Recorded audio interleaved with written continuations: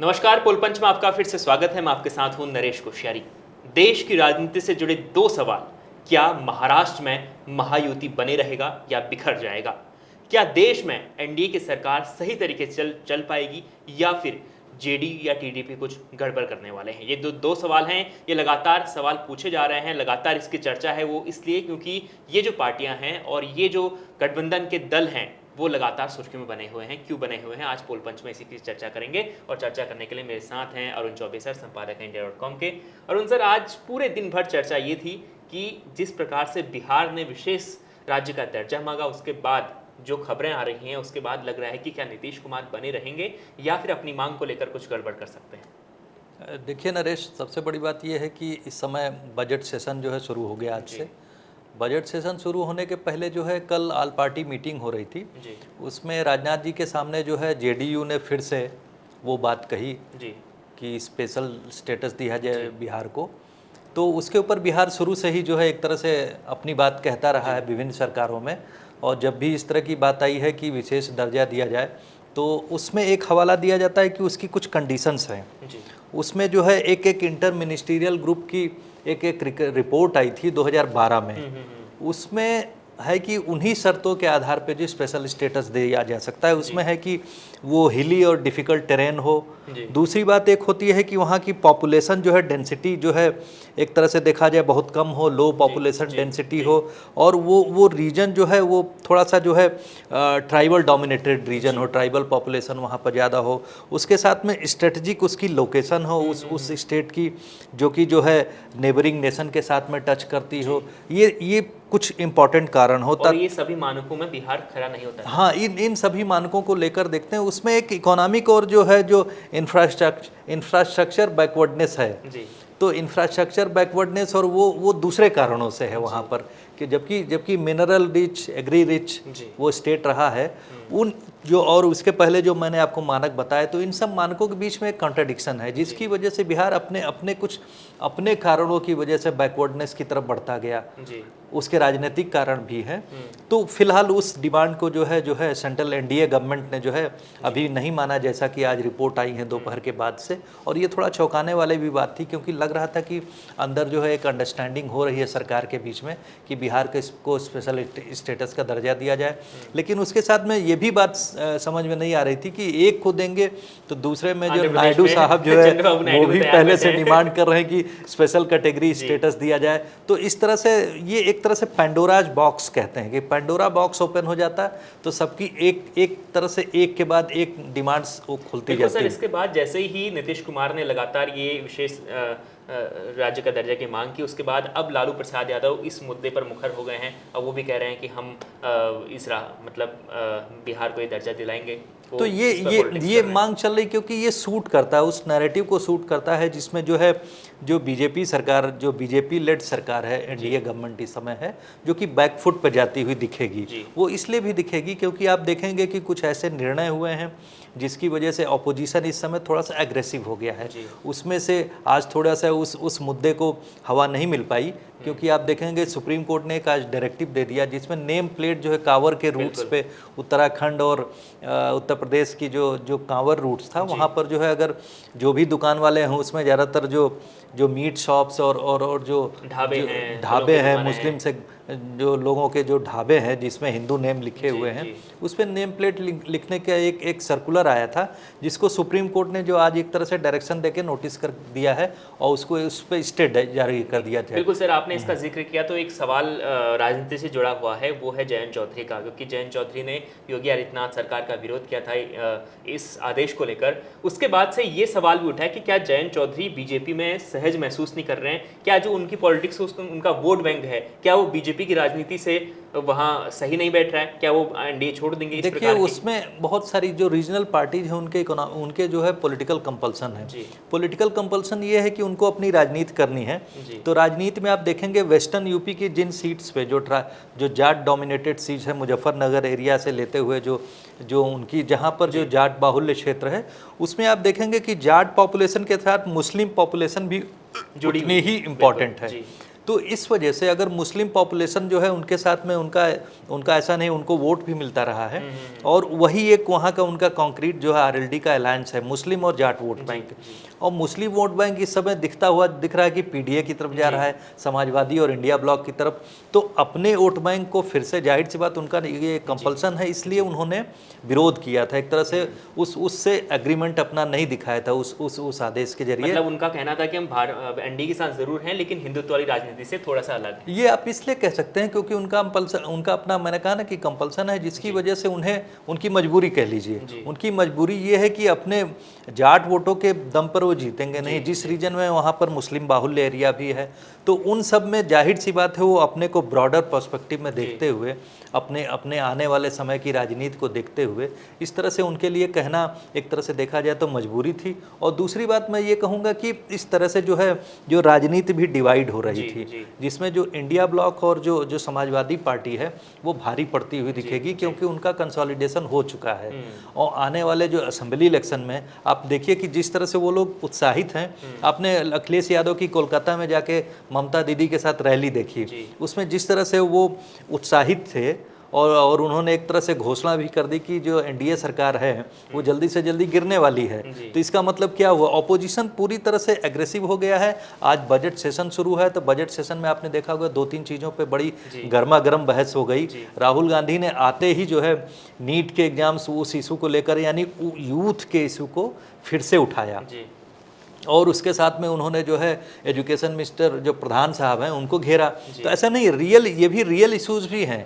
Real issues के ऊपर जो है मैं तो कहता हूं कि संसद में जो है बहस होनी ही चाहिए, और गर्मा गर्म बहस होनी चाहिए। ये सब नॉन इश्यूज नहीं है, दीज आर इश्यूज एक्चुअली। तो इनके ऊपर बहस होनी चाहिए, और सरकार इनके ऊपर जो अगर पीछे बढ़ती हुई दिखाई देती है, तो ऑपोजिशन के लिए जो है एक देखा जाए तो एक पॉजिटिव मूव होता है कि उनको उससे शक्ति मिलती है। बिल्कुल सर, आप देश की राजनीति से थोड़ा दूर हटकर हम महाराष्ट्र की राजनीति की बात करते हैं, क्योंकि ऐसा लग रहा है महाराष्ट्र में कि महायुति बिखर जाएगा। अजीत पवार जिस तरीके से उन्होंने ऐलान कर दिया है कि वो मेयर जो इलेक्शन होने वाले हैं उसमें अपने कैंडिडेट सभी सीटों पर उतारेंगे, तो क्या महायुति बनी रहेगा, या अगर महायुति टूटता भी है तो उससे बीजेपी को क्या नुकसान और क्या फायदा है? देखिए, जिस तरह से जो लोकसभा के परिणाम आए उसमें महाराष्ट्र एक बहुत इंपॉर्टेंट स्टेट था, लेकिन बीजेपी जो कि पिछले चुनाव में 2019 में 23 सीट जीती थी, 9 पे सिमट गई। उसके बाद जो है जो शिवसेना का जो एकनाथ शिंदे वाला फैक्शन था वो 15 में से 60 सीट जीत पाया, और जो पवार साहब का जो अजीत पवार का फैक्शन था सिर्फ 1 सीट जीत पाया।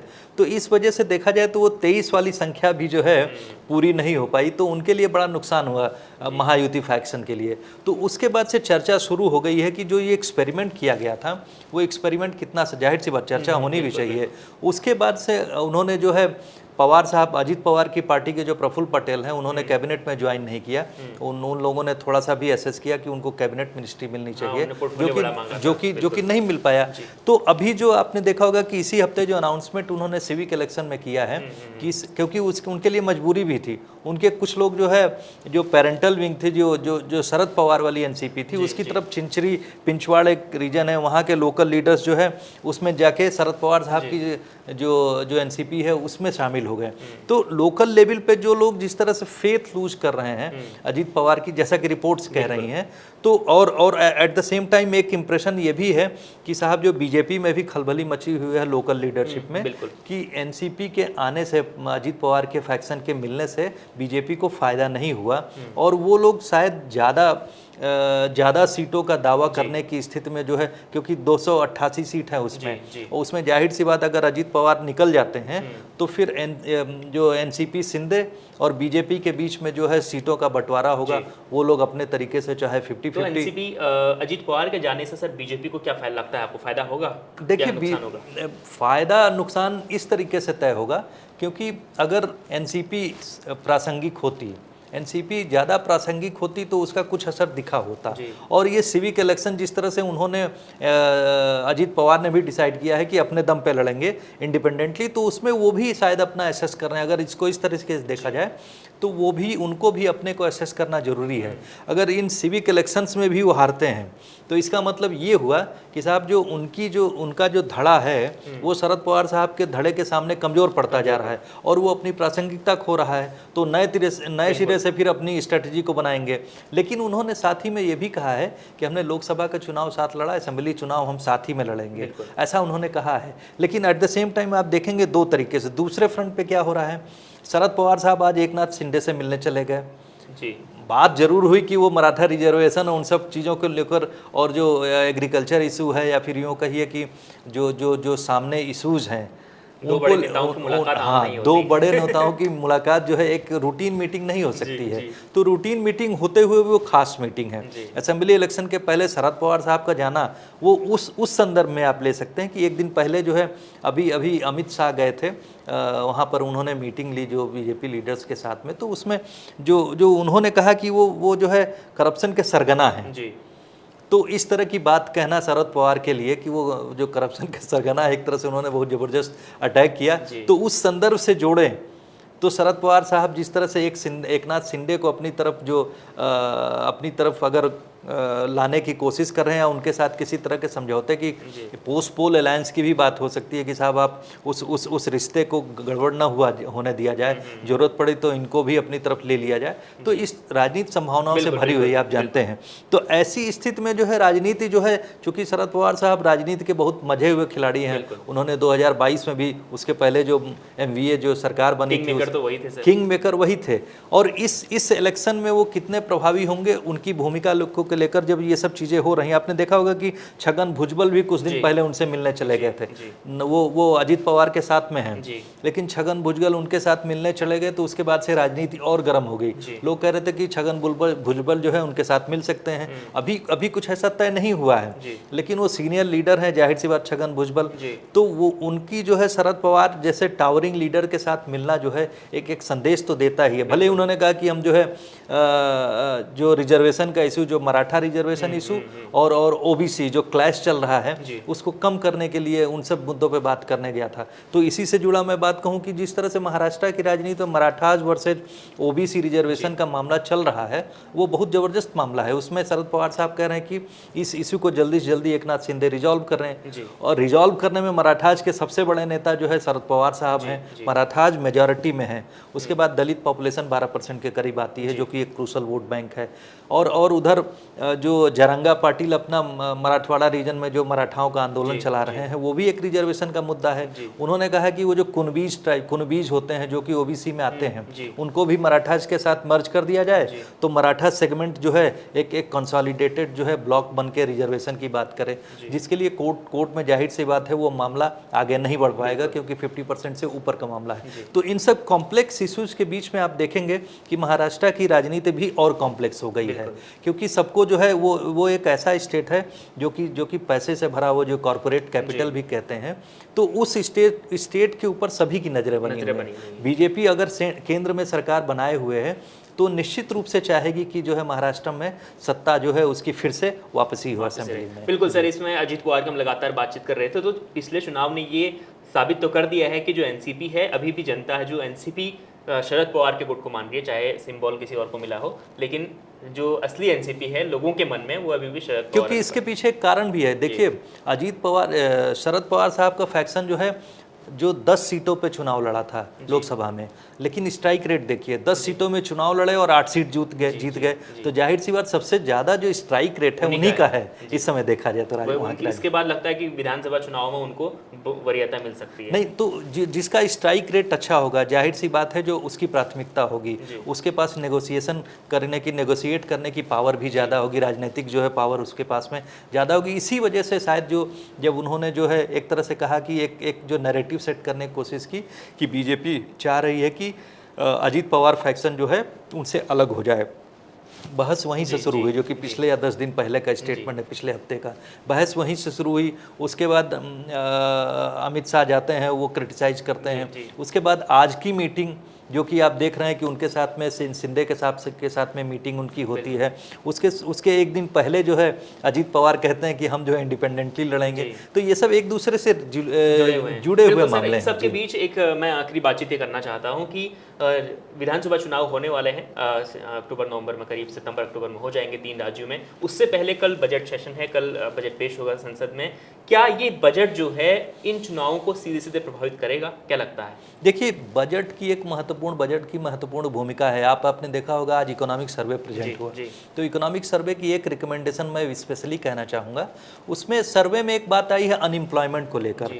उन्होंने कहा कि अभी से लेकर 2030 तक हर साल हमको 78.5 लाख रोजगार देना पड़ेगा, और वो नॉन एग्रीकल्चर सेक्टर, मतलब एग्रीकल्चर के अलावा बाकी सेक्टर्स में आपको तकरीबन यूँ आप मान लीजिए कि 80 लाख जो है, यानी 1 करोड़ का जो आप मान के चले मोटा मोटी 20 लाख उसमें कम होता है, लेकिन 78.5 जो ये उन्होंने फिगर दी है कि इतने लाख जॉब्स जो है नॉन एग्री फील्ड में जो है, नॉन एग्री सेक्टर में जो है, एग्रीकल्चर सेक्टर में आप पैदा करें, तो ऐसा नहीं है। ये बहुत ज़बरदस्त टास्क है, बहुत बड़ा टास्क है, जिसको आप 2030 तक लगातार देते रहेंगे तो उसके बाद में अनएम्प्लॉयमेंट की समस्या से हम एक तरह से अपने कब्जे में कर पाएंगे। अदरवाइज उसके अलावा आपने बजट की बात कही, तो ये एक इंडिकेशन है कि एक समस्या है अनएम्प्लॉयमेंट, जिसको दूर करने के लिए सरकार को कॉन्क्रीट स्टेप लेने होंगे। इस लोकसभा में ये सबसे बड़ा मुद्दा बना था। हाँ, ये बहुत बड़ा मुद्दा भी है, क्योंकि अनएम्प्लॉयमेंट और प्राइस राइज दो बहुत बड़े मुद्दे हैं। उसके साथ में बजट में जैसे मध्यम वर्ग जो है उसके लिए, middle class and lower middle class के लिए, एग्रीकल्चर सेक्टर के लिए और बाकी सेक्टर्स के लिए तो सरकार बहुत कुछ करने की कोशिश कर रही है। लेकिन रहा जो middle and lower middle class, तो उसमें इनकम टैक्स बहुत बड़ी बात है। उसमें बहुत सारे दिनों से परिवर्तन नहीं हुआ है, और महंगाई की मार सर्विस क्लास के ऊपर ही सबसे ज़्यादा पड़ती हुई दिख रही है। तो जाहिर सी बात है, वो अगर वहाँ पर कुछ एक कॉन्क्रीट डिसीजन होगा सरकार का, तो उसका चुनाव पे तो निश्चित ही असर पड़ेगा। तो देखिए, बिल्कुल कल संसद में बजट पेश होने वाला है। उससे पहले हमने आपको बताया कि आज जो देश में राजनीति चल रही है, जिस तरीके से लगातार बिहार विशेष राज्य के दर्जे की मांग नीतीश कुमार बिहार के लिए कर रहे थे, आंध्र प्रदेश के लिए चंद्रबाबू नायडू कर रहे थे, और उसके अलावा महायुति में क्या क्लेश चल रहा है, क्या महायुति टूटेगा या बने रहेगा, इस पर हमने बातचीत की। इस बातचीत पर आपकी क्या राय है, हमें कमेंट कर जरूर बताएं। साथ ही पोल पंच के साथ आप रोज जुड़े रहते हैं, आपका बहुत बहुत शुक्रिया। देखते रहिए India.com। धन्यवाद।